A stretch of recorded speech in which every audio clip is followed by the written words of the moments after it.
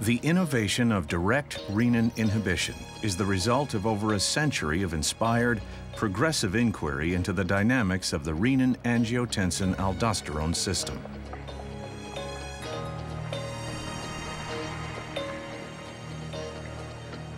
Certain past events serve as important milestones in the investigation and treatment of hypertension, providing important progress that led, ultimately, to the development of the first approved DRI.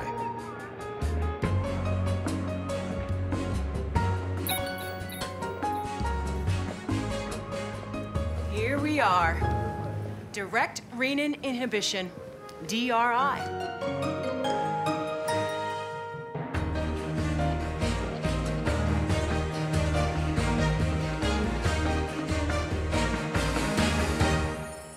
DRI, the result of a scientific journey that began in the 19th century. They knew about renin back then, Doctor? Oh, the idea of DRI has a long history that predates ACE inhibitors and ARBs. Let me show you how it got started. Oh, I've got to learn to keep my trap shut. You'll find this very interesting. Uh-huh.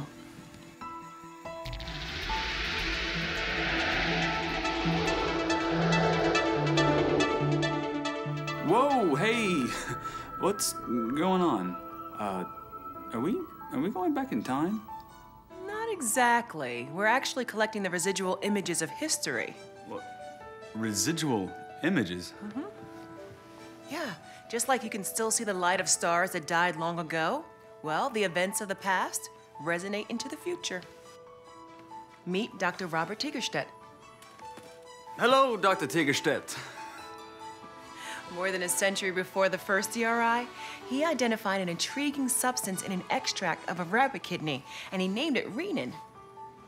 And he would have won the Nobel Prize if the significance of his discovery had been understood during his lifetime.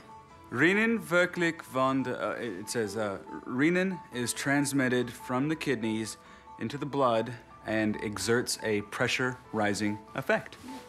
Well, Dr. Tigerstedt established the link between renin and high blood pressure, but it wasn't until decades later that renin was identified as the point of activation of the renin-angiotensin-aldosterone system, or RAS. Oh, yeah, I saw the musical. What? All that RAS. Very funny. Let's move on. Hey, that looks exactly like my Bunsen burner. Let's go.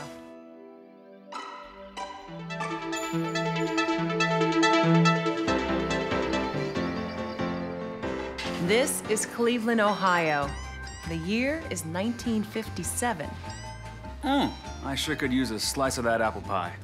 Well, it certainly is low in calories. Let's see what Professor Skeggs is up to. The RAS? Yes. By the late 1950s, scientists had developed a map of the RAS, one of the great achievements of cardiovascular medicine. And this man, Leonard Skeggs, identified several of its components, including angiotensin-converting enzyme. What did he circle renin? In a journal article published in 1957, Professor Skeggs stated that the most logical place to target the RAS was at its point of activation. Direct renin inhibition. He proposed a renin inhibitor 5 decades before the first DRI was approved to treat hypertension. You can see why renin is critical.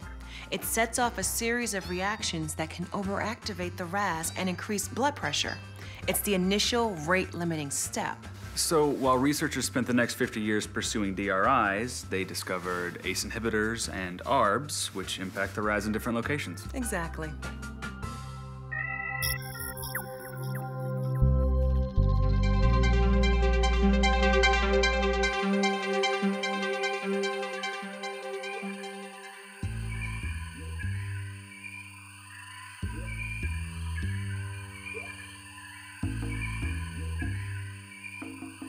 Wow.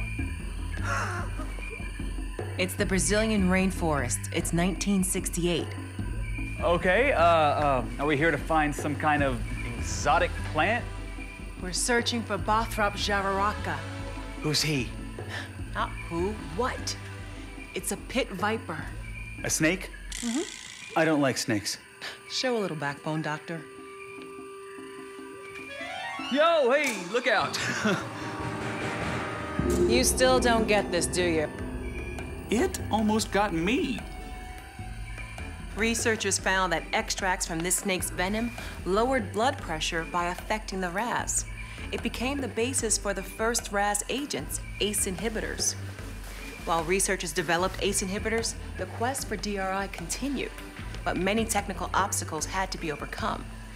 Meanwhile, scientists discovered a second RAS agent. Yeah? What did it come from? Poisonous spider? Deadly scorpion? Lethal jellyfish? Early ARBs were synthetic.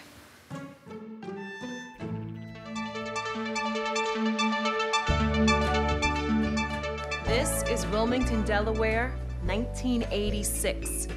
These researchers developed the first angiotensin receptor blocker, or ARB. Which works downstream from ACE inhibitors in the RAS. That's right.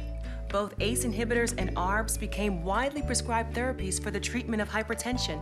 But as we saw, long before anyone used these, scientists had proposed another way to inhibit the RAS, direct renin inhibition.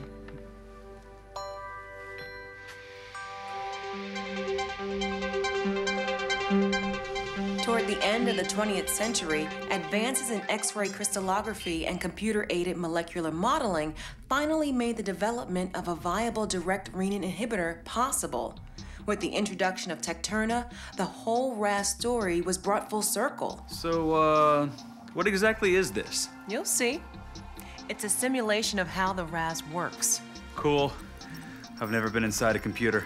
As you know, the RAS plays a pivotal role in the regulation of blood pressure. In most hypertensive patients, the RAS is overactivated, leading to increased blood pressure. Hold on, it's starting. That's renin, an enzyme secreted into the bloodstream by the kidney's juxtaglomerular cells.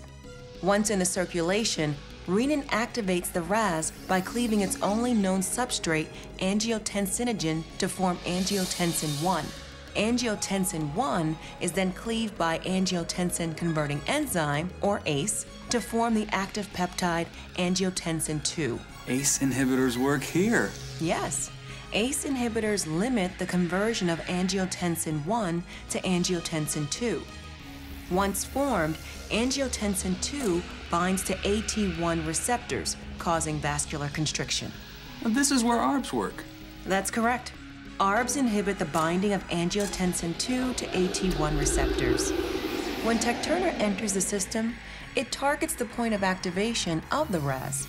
By binding directly to renin, Tektunra inhibits the conversion of angiotensinogen to angiotensin 1. This reduces the production of angiotensin 1 and 2. It also decreases plasma renin activity, or PRA, which is a marker of RAS activity. However, it's unknown whether aliskiren affects other RAS components, such as ACE or non-ACE pathways. So, after a century of research into renin, the first DRI was approved to treat hypertension.